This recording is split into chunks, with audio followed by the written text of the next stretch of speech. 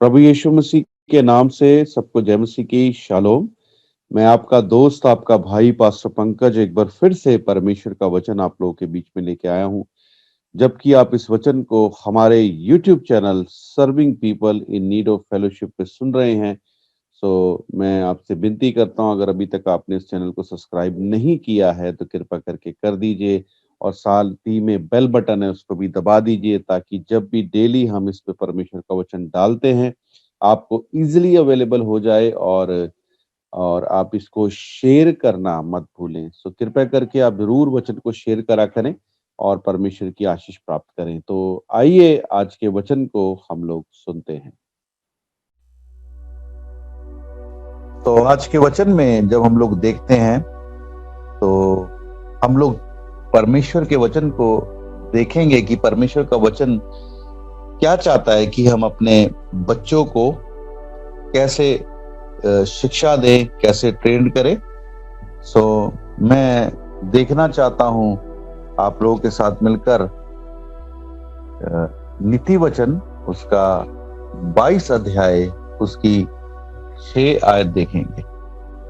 Proverbs 22 की 6 में देखते हैं परमेश्वर का वचन क्या कहता है बच्चों के विषय में, माता पिता और बच्चों के विषय में।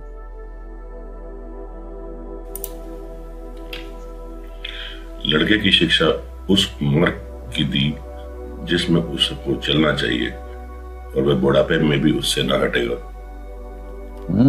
क्या कहता है? एक बार फिर इस आयत को पढ़ेंगे, बड़े ध्यान से सुनेंगे। लड़के की शिक्षा उस माँ की दी को दे कि उसको चलना चाहिए और वह बुढ़ापे में भी उससे ना हटेगा। हाँ, वचन कहता है लड़के को उस मार्ग की शिक्षा दे जिस मार्ग में उसे चलना होगा, क्योंकि वो बुढ़ापे में भी उससे नहीं हटेगा। देखिए, बचपन में जो कुछ एक बच्चा सीखता है, ऑब्जर्व करता है, बड़ा होकर उसकी वो आदत बन जाती है। और मैं बताना चाहता हूं वो आदत जो है वो कभी हटती नहीं है। तो बचपन जो है एक तरीके से एक स्टार्टिंग है, जैसे एक सीमेंट के जो सीमेंट होता है, सीमेंट की बोरी जो होती है उसके समान है। अगर सीमेंट की बोरी में आप पानी डाल देंगे तो और जिसको जैसे भी आप यूज करना चाहते हैं, जैसे भी आप उसको शेप देना चाहते हैं दे सकते हैं, लेकिन आप जानते हैं कि अगर उसको थोड़ी देर हम लोग छोड़ दें पानी डालकर तो वो सीमेंट जो है वो पत्थर बनकर किसी काम का नहीं रहता। तो सेम वे वचन बता रहा है, हम देख रहे हैं कि प्रभु का वचन बता रहा है। और ये सुलेमान के नीति वचन है। बाइबल बताती है सुलेमान सब लोगों में से अधिक बुद्धिमान गिना गया है और इसने परमेश्वर से धन दौलत नहीं मांगी, इसने परमेश्वर से सिर्फ बुद्धि मांगी। और बाइबल बताती परमेश्वर ने इसे ऐसी बुद्धि दी जो ना तो किसी के पास थी ना किसी के पास होगी। परमेश्वर ने इस बुद्धि को जब उसको दिया तो उसने उस बुद्धि के द्वारा ये नीति वचन को लिखा है।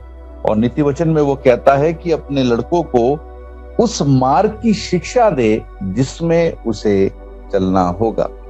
लेकिन आज अगर हम लोग मसीह लोगों की बात करें, क्योंकि ये वचन जो है मसीह लोगों के लिए है, अन्य जातियों के लिए भी है, लेकिन अगर हम मसीह लोगों की बात करें तो हम देखते हैं कि मसीह लोग आज अपने बच्चों को किन बातों में ट्रेन कर रहे हैं, उनके घर का माहौल कैसा है, बहुत ही निर्भर करता है बच्चों की शिक्षा पर। देखिए, आप अपने बच्चों को बेस्ट स्कूल में एजुकेशन दें, अच्छी बात है, बेस्ट स्कूल में एजुकेशन दें, बेस्ट कॉलेज में पढ़ाएं, लेकिन अगर आपके घर के अंदर अच्छा माहौल नहीं है, अगर आपके घर में अच्छे संस्कार नहीं दिए जा रहे हैं, तो उस अच्छी एजुकेशन का, उस बेस्ट एजुकेशन का कोई भी फायदा नहीं है। तो आज हमें जांचना है कि हम अपने बच्चों को क्या सिखा रहे हैं। आज अगर आप देखें तो बड़े ही गलत चीज बच्चों के हाथों में है ना। पहले स्कूल कि टीचर्स स्कूल मना करता था कि मोबाइल यूज नहीं करना, मोबाइल यूज स्कूल लेके नहीं आना, लेकिन अगर आप देखें तो आज हर एक बच्चे के हाथ में मोबाइल आ गया। कहीं ना कहीं कोरोना इसका कारण है कि बच्चों के हाथों में खुलकर मोबाइल आ गया। कोरोना से पहले बच्चों के हाथ में मोबाइल होता था लेकिन लिमिटेड होता था, है ना। लेकिन कोरोना के बाद तो सब बच्चों का अपना अपना मोबाइल है। अगर बच्चों के पास मोबाइल नहीं है तो वो ऑनलाइन क्लासेस नहीं लगा सकते। और दुख इस बात का है कि वो ऑनलाइन क्लासेस लगाते हैं, पढ़ते हैं, लेकिन उसके बाद वो लोग क्या देखते हैं, जो वो देखते हैं, जो वो सुनते हैं, याद रखिए वही उनका चरित्र बनता जा रहा है।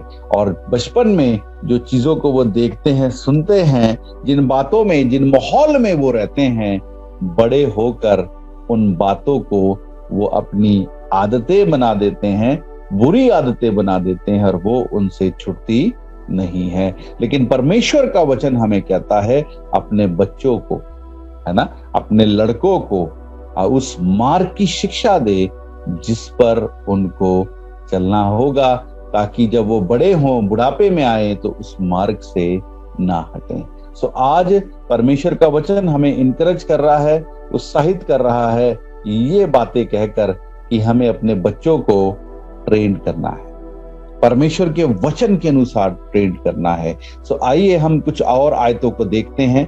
हम पढ़ेंगे नीति वचन 23 अध्याय उसकी 13 आयत देखेंगे। और मैं आपको बताना चाहता हूं यहाँ पर मसीह लोग, स्पेशली मसीह लोग जो अन्य जातियों में से आए, जिन्होंने अन्य जातियों में शादी की है। मैं एक बहुत ही अच्छे उदाहरण को जानता हूं। एक हमारे बीच में एक जानकार हैं जो मसीह यीशु को मानते हैं, वो अकेले प्रभु यीशु मसीह को मानने वाले। मैं उन्हें काफी सालों से जानता हूं और वो परिवार जो है वो बॉम्बे में रहता है। वो काफी समय से वो एक हमारे बहन है जो प्रभु यीशु को मानती है, उनका पूरा परिवार यीशु मसीह को नहीं मानता है। और मैं आपको बताना चाहता हूं कि बचपन से वो खुदा के पास जाती थी, चर्च जाती थी, रेगुलर जाती थी, लेकिन जब उनकी अन्य जाति में शादी हो गई उन्होंने चर्च जाना छोड़ दिया। लेकिन अभी वो चर्च जाती हैं, रेगुलर चर्च जाती हैं, लेकिन अभी वो बुजुर्गी में आ रही और उनके बच्चे बड़े हो रहे हैं, समझदार हो रहे हैं, तो अब वो अपने बच्चों को बोलती हैं चर्च जाने के लिए, प्रभु के पास जाने के लिए, तो वो नहीं सुनते। लेकिन अगर वो अपने बच्चों को जब वो छोटे ही थे उनको चर्च जाने की आदत डालती, तो मैं बताना चाहता हूं, और आप खुद समझदार हैं और खुद आप ये बात मानेंगे कि उनके बच्चे भी आज प्रभु यीशु मसीह को अपना मुक्तिदाता कर ग्रहण करते। बचपन में जो कुछ बच्चों को सिखाया जाता है, बड़े होकर वही उनके जीवन में एक फाउंडेशन और एक नींव बनता है। तो बचपन से ही हमें बच्चों को परमेश्वर के वचन में ट्रेन करना चाहिए। बहुत ही सीरियस मैटर है ये।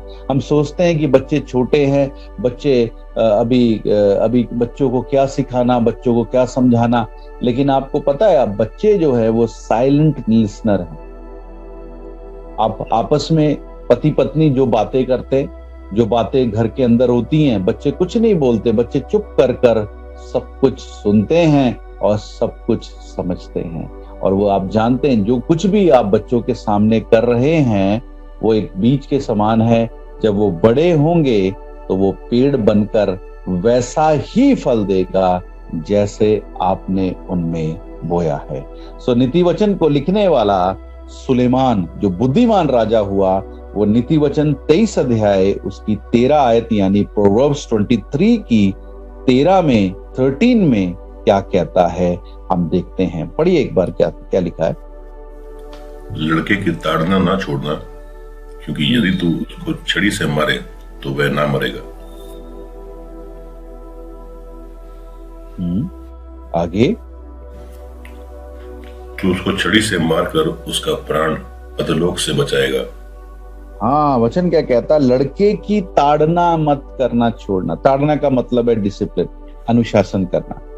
कहता अगर तू उसको डंडे से मारेगा तो वो मरेगा नहीं, ऐसा करके तू उसकी जान को नरक से बचा ले। ये बात जब मैं इस वचन को जब मैं सुनता हूँ, पढ़ता हूँ, तो मुझे एक वाक्य, सच्चा वाक्य याद आता है। एक डाकू था, वो बहुत ही खूंखार डाकू था। उसने कई कत्ल किए, कई चोरियां डकैतियां की। एक दिन वो पकड़ा गया और उसको सजाए मौत दी गई। और एक दिन पहले उसके सजाए मौत के यानी फांसी के एक दिन पहले उससे पूछा गया, तेरी आखिरी ख्वाहिश क्या है? तो उसने कहा, मेरी आखिरी ख्वाहिश है, मैं अपनी माँ से मिलना चाहता हूँ। तो उन्होंने कहा ठीक है, आप अपनी माँ से मिल सकते हो। तो उसने सोचा, और जो जेलर है उसने सोचा शायद हो सकता है वो अपनी माँ के साथ समय बिताना चाहता है, वो अपनी माँ से बहुत प्रेम करता है। तो उन्होंने अलाउ कर दिया। और जब उसकी माँ से उसको मिलने को दिया गया तो इतना खूंखार डाकू था, तो उसके हाथों को बांध के रखा हुआ था। इजाजत नहीं थी कि वो हाथ खोल सके। ठीक है। तो जब वो अपनी माँ से बात करना चाहता था, अपनी माँ को अपने पास बुलाता है, बोलता है, माँ मेरे पास आओ, मैं आपके कान में कुछ कहना चाहता हूँ, कि उसके हाथ बंधे हुए थे। और जैसे ही उसकी माँ अपने कान को अपने बेटे के मुंह की तरफ करती है, तो उसका बेटा उसको जोरदार तरीके से उसके कान को खा जाता है, नोच के पूरी तरीके से चबा जाता है। और उसकी माँ बहुत चिल्लाती है, बहुत रोती है। तो जेलर आता है, पुलिस के लोग आते हैं, उसको मारते हैं, पीटते हैं, उससे बोलते हैं, तूने अपनी माँ के साथ ऐसा क्यों किया? तो बड़े ध्यान से सुनिएगा। उसने एक स्टेटमेंट दी। वो कहता है, जब मैंने बचपन में पहली बार चोरी की थी, मेरी माँ ने मुझे थप्पड़ नहीं मारा, लेकिन मेरी माँ ने मुझे इनकरेज किया, मेरे को उत्साहित किया। तो आज यही कारण है कि मुझे आज ये दिन देखना पड़ रहा है। तो वचन क्लियरली कहता है, अपने बच्चों की ताड़ना करने से मत हटे। अगर आप उसे डंडे से भी मारेंगे तो मरेगा नहीं। ऐसा करके आप उसकी जान को नरक से बचा लेंगे। सो बच्चों को ट्रेन करें, बच्चों को सिखाएं। ये परमेश्वर का वचन हमें बताता है। देखिए, एक आयत और देखते हैं। हम नीति वचन में ही कुछ आयतों को देख रहे हैं, और नीति वचन में सुलेमान राजा, जो बुद्धिमान राजा है, वो क्या कहता है। नीति वचन 29 अध्याय उसकी 15 आयत क्या कहती है। प्रोवर्ब्स 29 की 15 क्या कहती है, हम देख लेंगे।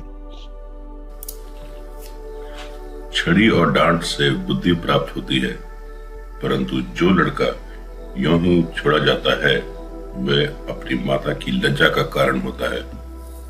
हाँ, क्या कहता है, छड़ी और डांट से। छड़ी और डांट से क्या होता है, डिसिप्लिन से। एक बार फिर से इस आयत को पढ़ देंगे, बड़े ध्यान से सुनेंगे। छड़ी और डांट से बुद्धि प्राप्त होती है। हाँ, छड़ी और डांट से बुद्धि प्राप्त होती है। छड़ी डिसिप्लिन करने के लिए, डांट डिसिप्लिन करने के लिए, उससे क्या प्राप्त होती है, बुद्धि प्राप्त होती है। और जो लड़का ऐसा ही छोड़ा जाता है, वो एक दिन बड़ा होकर अपनी माँ के लिए लज्जा का कारण बनता है। जैसे उस डाकू को उसकी माँ ने बचपन में ही थप्पड़ नहीं मारा, डांटा नहीं, आज वही लड़का फांसी पर चढ़ रहा है, और वो एक शर्म का कारण है। सो बचपन से ही हमें अपने बच्चों को परमेश्वर के वचन में ट्रेन करना है। देखिए, यहाँ पर एक आयत और देखना चाहता हूं। हम पढ़ेंगे व्यवस्था विवरण 6 अध्याय उसकी 4 से लेकर 9 तक पढ़ेंगे। व्यवस्था विवरण 6 अध्याय 4 से लेकर 9 तक परमेश्वर का वचन यहाँ क्या कहता है, हम पढ़ेंगे। हे इज़राइल, सुन, यहोवा हमारा परमेश्वर है, यहोवा एक ही है। तू अपने परमेश्वर यहोवा से अपने सारे मन और सारे जीव और सारी शक्ति से साथ प्रेम रखना। हाँ, क्या कहता है, परमेश्वर एक ही है, और तू अपने परमेश्वर से सारे मन, सारी बुद्धि, सारी शक्ति, सारे प्राण से प्रेम कर। और आगे क्या लिखा है, सुनेंगे। और ये आज्ञाएं जो मैं आज तुझको सुनाता हूँ, वे तेरे मन में बनी रहे। देखिए, क्या बनी रहे, बड़े ध्यान से सुनिएगा इस वचन को। आगे, और तू इन्हें अपने बाल बच्चों को समझाकर सिखाया करना और हाँ, तो घर में अपने बैठे बाल बच्चों को समझा कर सिखाया करना। क्या सिखाया करना? और घर में बैठे मार्ग पर चलते, लेटते, उठते, इनकी चर्चा किया करना। हाँ, क्या करना है? लेटे हुए, बैठे हुए, मार्ग पे चलते हुए इनकी चर्चा किया करना। क्या चर्चा किया करना? पढ़ेंगे आगे। और इन्हें अपने हाथ पर चिन्हानी करके बांधना। हाँ, इनको अपने हाथों पर बांधना। और ये तेरी आंखों के बीच टीके का काम दे। हाँ, टीके का काम करे, माथे पर भी बांधना। आगे। और इन्हें अपने अपने घर के चौखट की बाजू और अपने फाटकों पर लिखना। हाँ, चौखटों पर, फाटकों पर लगाना। हाँ, आगे 9 आयत तक पढ़ेंगे। और जब तेरा परमेश्वर यहोवा तुझे उस देश में पहुंचाए जिसके विषय में उसने इब्राहिम, इसहाक और याकूब नाम तेरे पूर्वजों से तुझे देने की शपथ खाई, और जब वे तुझको बड़े बड़े और अच्छे नगर जो तूने नहीं बनाए। तो वचन क्या कहता है हम देखते हैं। वचन बता रहा है अपने बच्चों को शिक्षा दो।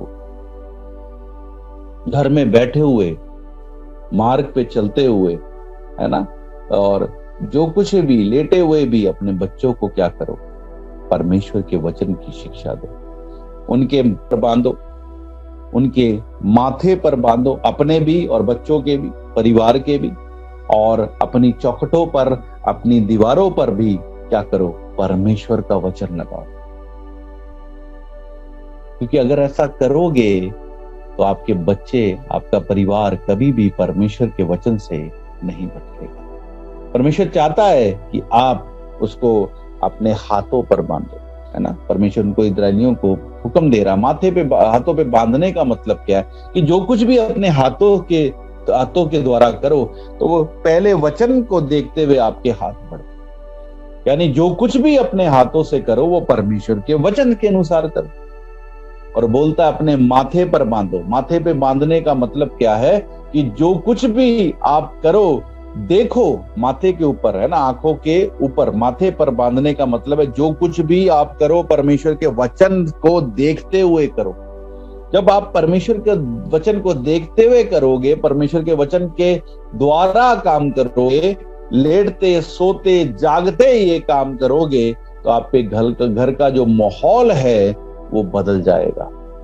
आपके बच्चे बड़े होकर परमेश्वर के वचन के अनुसार जीवन जिएंगे। आज बड़े दुख की बात है, बड़े शर्म की बात है कि क्रिश्चियन बच्चे, मसीह बच्चे, जिनके माता पिता चर्च जाते हैं, बाइबल पढ़ते, प्रार्थना करते हैं, आज बड़े होकर उनके बच्चे कहने में नहीं है। वो अन्य जातियों में शादी करते हैं, गलत गलत काम करते, व्यभिचार, नशा, ये सब कुछ उनके जीवन में पाया जाता है। और इवन आज बड़े दुख की बात है, पास्टर्स के बच्चे भी इन कामों में चल रहे हैं। उसका कारण क्या है? उन्होंने बचपन से अपने बच्चों को अच्छी तालीम और अच्छी नींव नहीं दी। और जब बच्चों को आप अच्छी तालीम और अच्छी नींव नहीं देंगे तो बड़े होकर वो आपकी लज्जा का, शर्म का कारण बनेंगे। सो आज परमेश्वर का वचन हमें सिखा रहा है, आगाह कर रहा है, बचपन से ही अपने बच्चों को परमेश्वर के वचन की तालीम दीजिए, शिक्षा दीजिए, ताकि वो लोग इधर उधर मार्गों में ना भटके। देखिए, मैं एक आज और आपके साथ देखना चाहता हूं। हम पढ़ेंगे, इफिसियों में जाएंगे, उसका 6 अध्याय, उसकी 1 आयत से 4 तक पढ़ेंगे। इफिशियंस चैप्टर 6 वर्स 1 to 4 क्या कहता है परमेश्वर का वचन, हम लोग यहां देखेंगे। हे बालकों, प्रभु में अपने माता पिता के आज्ञाकारी बने रहो। हाँ, बालकों को, बच्चों को परमेश्वर क्या कहता है? प्रभु में अपने माता पिता के आज्ञाकारी बनो। आगे, क्योंकि ये उचित है। हाँ, ये उचित है। उचित का मतलब क्या है? इंपॉर्टेंट है, अच्छी बात है। आगे, अपनी माता और पिता का आदर कर। ये पहली आज्ञा है जिसके साथ प्रतिज्ञा भी है, हाँ, अपने माता पिता का आदर कर, ये पहली प्रतिज्ञा है बच्चों के लिए। और इसके साथ क्या है, एक आशीष भी है ना। ये पहली आज्ञा है, इसके साथ क्या है, एक प्रतिज्ञा भी है, प्रॉमिस भी है परमेश्वर का। क्या प्रॉमिस है हम देखेंगे, पढ़ें। कि तेरा भला हो और तू धरती पर बहुत दिन जीवित रहे। हाँ, तेरा भला हो और तू पृथ्वी पर बहुत दिन जीवित रहे। परमेश्वर का वादा है। परमेश्वर कहता है, क्या कहता है, अपने माता पिता का आदर कर, क्योंकि ये पहली आज्ञा है। और इसके साथ परमेश्वर का वादा है, प्रॉमिस है कि तू क्या होगा, तू पृथ्वी पे बहुत दिन तक जीवित रहेगा, तेरी उम्र बढ़ेगी, उम्र दराज की होगी और तू भला चंगा रहेगा। देखिए, कुलुसियों की पत्री क्या कहती है, हम देख लेंगे। कुलुसियों की पत्री 3 अध्याय उसकी 20 और 21 आयत पढ़ेंगे। कुलुसियंस चैप्टर 3 वर्स 20 एंड 21 क्या कहती है, हम देखते हैं, पढ़ लेंगे एक बार। सब बातों में अपने अपने माता पिता की आज्ञा का पालन करो, क्योंकि प्रभु सब बातों में अपने माता पिता का आज्ञा पालन करो। आगे, क्योंकि प्रभु इससे प्रसन्न होता है। प्रभु इससे खुश होता है। आगे, हे बच्चे वालों, अपने बालकों को तंग ना करो, न हो कि उनका साहस टूट जाए। ना कि उनका साहस टूट जाए, परंतु अपने बच्चों को परमेश्वर के वचन की शिक्षा देते हुए उनकी ताड़ना करो। इफिसियों 6 अध्याय और कुलुसियों 3 अध्याय में आप देखेंगे, परमेश्वर का वचन पौलुस बता रहा है। वो कहता है, अपने बच्चों को सही शिक्षा दो, उनको गुस्सा मत दिलाओ, इनको चिढ़ाओ मत, लेकिन परमेश्वर के वचन से शिक्षा देते हुए उनकी ताड़ना करो, उनकी परवरिश करो। और साथ ही साथ वो बच्चों को भी ये हिदायत देता है कि तुम अपने माता पिता का आदर करो, जिससे परमेश्वर खुश होता है। और ये पहली आज्ञा है और इसके साथ ये वादा है कि तू पृथ्वी पर बहुत दिन कुशलता से आनंद पूर्वक जीने पाएगा। परमेश्वर का वचन जो है वो आज हम लोगों को, जो माता पिता हैं, उनको शिक्षा देता है कि बचपन से ही अपने बच्चों को सही तालीम और सही शिक्षा में, परमेश्वर की शिक्षा में चलाएं। नहीं तो आप देखते हैं, कई लोग कंप्लेन करते हैं कि हमारे बच्चे अब थोड़े जवान हो रहे हैं, अब वो हमारे कहने में नहीं है, सुनते नहीं है। क्यों नहीं वो ओबे कर रहे, क्यों नहीं मान रहे? क्योंकि कहीं ना कहीं माता पिता की गलती है। उन्होंने अपने बच्चों को बचपन से परमेश्वर के वचन में सिखाया नहीं, ट्रेन नहीं किया। और साथ ही साथ मैं आपको बताना चाहता हूं कि वो परमेश्वर के साथ भी सही नहीं है। जब उनका रिश्ता उनके स्वर्गीय पिता के साथ सही नहीं है, तो बच्चों के साथ सही नहीं। कहने का मतलब ये, जैसा आप बोते हैं वैसा ही आप काटते हैं। अगर आपका रिश्ता परमेश्वर के साथ सही नहीं है, अपने पिता के साथ सही नहीं है, तो आपके बच्चों का रिश्ता आपके साथ सही नहीं होगा। तो पहली बात, अपना रिश्ता परमेश्वर के साथ सही करें, आपके बच्चों का रिश्ता आपके साथ ऑटोमेटिकली सही हो जाएगा। और दूसरी बात, अपने बच्चों को परमेश्वर के वचन की तालीम दीजिए।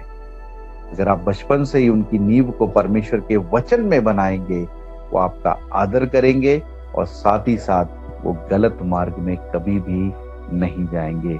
देखिए, एक आयत मुझे बड़ी अच्छी लगती है, मैं देखना चाहता हूं आप लोगों के साथ। नीति वचन 20 की 7 पढ़ेंगे। प्रोवर्ब्स चैप्टर 20 वर्स 7 क्या कहती है, कितनी अच्छी आयत है, ये पढ़ के देखिए क्या लिखा है इसमें। धर्मी जो खराई से चलता रहता है, उसके पीछे उसके लड़के वाले धन्य होते हैं। हाँ, कहता धर्मी जो खराई से चलता है। धर्मी, धर्मी का मतलब टू राइट विद गॉड, जो परमेश्वर के साथ सही है। माता पिता जो परमेश्वर के साथ सही रिश्ता रखते हैं, आपको पता है उनके बच्चे जो हैं वो आशीषित होते हैं। अगर आज आपका रिश्ता परमेश्वर के साथ सही है, तो आपके बच्चे धन्य होंगे, ब्लेस्ड होंगे। सो अपने रिश्ते को परमेश्वर के साथ सही करें और अपने बच्चों को परमेश्वर के वचन की तालीम दीजिए, ताकि वो बड़े होकर उस मार्ग में चलें जिसमें उनको चलना है। सो प्रभु आप लोगों से प्रेम करता है और प्रभु चाहता है कि आप आशीषित हों और आपके बच्चे भी आशीषित हों, वो भटके ना, है ना। बचपन से ही अपने बच्चों को तालीम देंगे तो अन्य जातियों में वो नहीं जाएगी, उन कार्यों को वो नहीं करेंगे जो परमेश्वर के वचन से नहीं है। सो प्रभु आप लोगों से प्रेम करता है और आपके बच्चों से प्रेम करता है। और आइए हम लोग इस समय अपनी आंखों को बंद करें और हम लोग प्रार्थना में जाएं और प्रभु से विनती करें। और मैं विनती करना चाहता हूं प्रभु से हमारे बच्चों के लिए स्पेशली, कि वो बच्चे जो इस समय गलत रास्तों पे हैं, अपने माता पिता की आज्ञाकारिता में नहीं है, परंतु वो अनआज्ञाकारिता करते हैं, है ना, रिएक्ट करते हैं, आर्ग्यूमेंट करते हैं, गलत बिहेव करते हैं, सुनते नहीं है और बिटरनेस है उनके मनों में अपने माता पिता के ऊपर। तो आज मैं स्पेशली प्रार्थना करना चाहता हूं आप लोगों के बच्चों के लिए जो प्रभु ने हमें आशीष के रूप तौर पे दिए हैं। आइए हम लोग प्रार्थना करें। सर्वशक्तिमान पिता परमेश्वर, महान प्रभु, मैं आपका धन्यवाद और आपकी तारीफ करता हूं क्योंकि आप भले हैं प्रभु, आपके समान आपके जैसा कोई नहीं है पिता परमेश्वर। मैं विनती करता हूं महान प्रभु उन बच्चों के लिए प्रभु जो अपने माता पिता के आज्ञाकारिता में नहीं चलते प्रभु, जो अपने माता पिता के कहने को नहीं मानते परंतु उल्ट के जवाब देते हैं और बिटरनेस कड़वाहट को रखते हैं प्रभु और गलत मार्गों में चल रहे हैं प्रभु। आज मेरी प्रार्थना है पवित्र आत्मा आप उनको मोड़ लाएं, उनके मनों में, उनके हृदयों में काम करें प्रभु, ताकि हर एक तरीके की नफरत, हर एक तरीके की बैरियर्स जो प्रभु उनके और उनके माता पिता के बीच में है वो टूट जाएं प्रभु। और ये बच्चे प्रभु अपने माता पिता का आदर करने वाले और प्रभु तेरे से प्रेम करने वाले, तेरी आज्ञाओं पे चलने वाले हो जाएं प्रभु। आज मैं तमाम उन बच्चों के लिए प्रार्थना करता हूं प्रभु, प्रभु जो तेरे मसीह लोगों के बच्चे हैं प्रभु, अन्य जातियों के बच्चे जो गलत मार्गों में प्रभु, वो वापस सही मार्गों पे आ जाएं प्रभु, सही रास्तों पे आ जाए। नशे को छोड़ें प्रभु, वे विचार को छोड़े प्रभु, गलत बातों को अपने जीवन में से निकाले पिता और प्रभु तेरे चरणों में आए। मैं प्रार्थना करता हूं, मैं आपके बड़े हाथ को प्रभु उन लोगों के जीवनों में देखना चाहता हूं और तेरी स्तुति करता हूं पिता। प्रभु ये प्रार्थना मैं खुदावंद यीशु मसीह के नाम से मांग लेता हूं। आमीन, आमीन, आमीन।